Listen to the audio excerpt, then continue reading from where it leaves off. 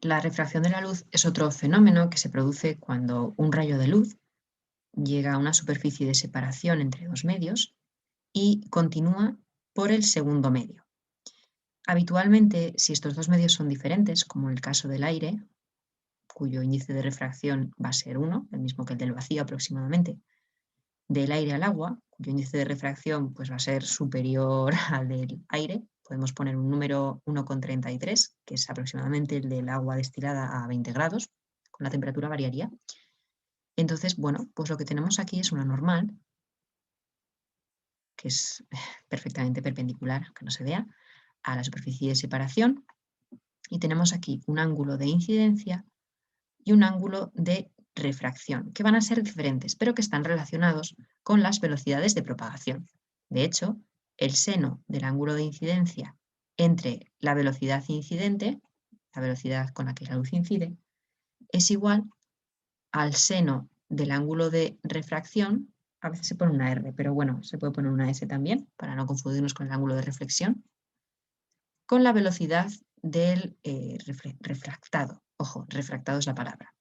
Bueno, también sabemos que el índice de refracción nos sirve para relacionar la velocidad de la luz en el vacío entre la velocidad de propagación en un medio determinado, lo que significa que la velocidad de propagación incidente es igual a c por la n incidente y la velocidad de propagación en el segundo medio, en el medio refractado, es c por la n del medio refractado, lo que significa que... Uy, no, al revés, qué tontería más gorda.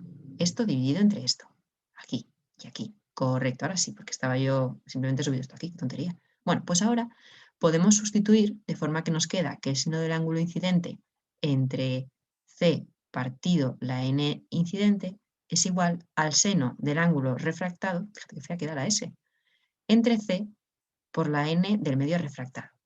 De forma que esta c y esta c se nos van y las n's suben arriba, por lo que podemos decir que la n incidente por el seno del ángulo con el que incide el rayo es igual a la n del medio refractado, en el que se refracta, por el seno del ángulo de refracción. Como digo, podemos poner una R en vez de una S. A esta igualdad de aquí se le conoce como ley de Snell y nos sirve, bueno, es lo que explica esas ilusiones ópticas de cuando tú metes un lápiz en un vaso, tienes tu vaso, metes el lápiz y como tiene agua, de repente el lápiz, por aquí, parece como que se dobla. Bueno, pues ese doblaje se debe a que la luz viaja más despacio en el agua y por lo tanto nos llega la imagen distorsionada. Nos llega un poquito más tarde, aunque parezca que no.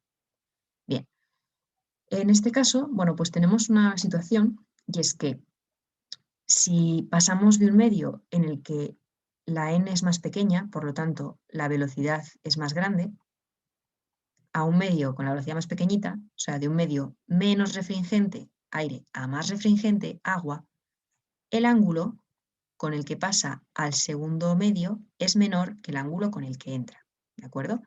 Sin embargo, si hiciéramos al revés, si nos pusiéramos debajo del agua con una linterna e incidiéramos con un ángulo de incidencia y la luz saliera al aire, este ángulo sería de nuevo mayor. Siempre va a ser mayor el ángulo en el aire que en el agua, excepto el caso que nos recuerda amablemente el libro, en caso de incidencia totalmente perpendicular, que el rayo no se desviaría, cosa que, bueno, es muy raro que ocurra de forma natural.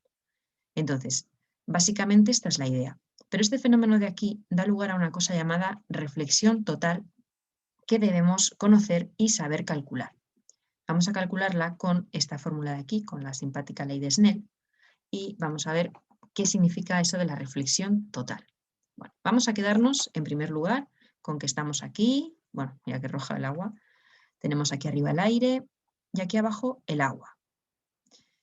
Tal y como hemos dicho, si incidimos con un ángulo, el que sea, el ángulo de salida va a ser mayor. Perfecto, de acuerdo. Si ampliamos este ángulo de incidencia y lo hacemos cada vez más grande, este ángulo va a ser cada vez mayor. A ver, el agua roja. De forma que va a llegar un momento que si yo soy capaz de ampliar este ángulo de incidencia lo suficiente, por ejemplo, hasta aquí, entonces este rayo, en lugar de seguir, bueno, seguirá abriéndose el ángulo, por lo tanto llegará un momento que se producirá este fenómeno, qué feo, aquí, este fenómeno, por lo cual este ángulo y este ángulo serán iguales y se estará produciendo ya no una refracción, sino una reflexión total, ya que básicamente el rayo que intenta salir del agua quedará atrapado dentro por el ángulo con el que intentamos que salga. Entre esta situación y esta situación hay un momento que nos interesa, que es el que llamamos ángulo límite o también ángulo crítico, que es el ángulo a partir del cual, en lugar de producirse una refracción, se produce una reflexión total, que sería este momento concreto, en el que yo vengo aquí con un ángulo determinado, actualmente con esta letra, no sé muy bien por qué, y el rayo que debería refractarse queda atrapado en la línea de separación de los dos medios, de forma que este ángulo son 90 grados. Esto es muy útil porque cuando hagamos el cálculo diremos que este ángulo de aquí será 90 grados y este ángulo de aquí será el que queramos calcular.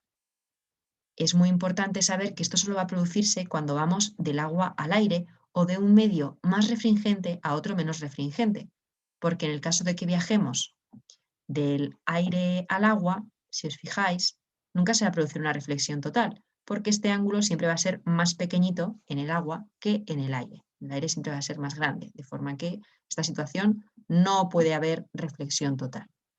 Importante esto, que aplicaremos la fórmula, que esta n será habitualmente la del agua, la del aire, 1, este ángulo será 90 y este es el ángulo que estaremos buscando, el ángulo límite o ángulo crítico. Esta situación de la reflexión total se aplica en las fibras ópticas. La fibra óptica es un cable de vidrio flexible, ¿vale? Como este, por ejemplo, que suele ir envuelto pues, en unas capas de plástico concretas, que claro, no es el vidrio ahí a lo loco, y que permite que por su flexibilidad que pueda doblarse. ¿Y para qué nos sirve esto? Bueno, pues sirve básicamente porque la luz queda atrapada dentro, realizando todo el rato ángulos límite, ¿vale? Produciendo la reflexión total, lo que permite la transmisión de datos, por ejemplo en Internet, a velocidad de la luz, gracias a los impulsos de, a la radiación de la luz, que va básicamente reflejándose en todas las paredes de la fibra óptica. Este es la mayor aplicación, porque eso permite que tengamos una conexión a Internet muy rápida. También se utiliza pues, para los arbolitos de Navidad, los típicos árboles de Navidad que te venden a veces, que tienen como aquí en las puntitas que cambian de color. Bueno, pues eso básicamente son fibras ópticas que se iluminan.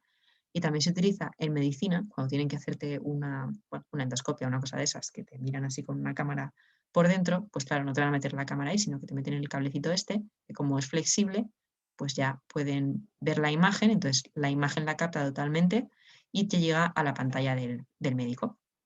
Estas son como las tres utilidades más habituales de la reflexión total, siempre pues con fibra óptica, que como ya sabéis es flexible, vidrio flexible, y dentro de ella la luz se transmite rebotando entre las paredes, produciéndose este fenómeno de forma continua.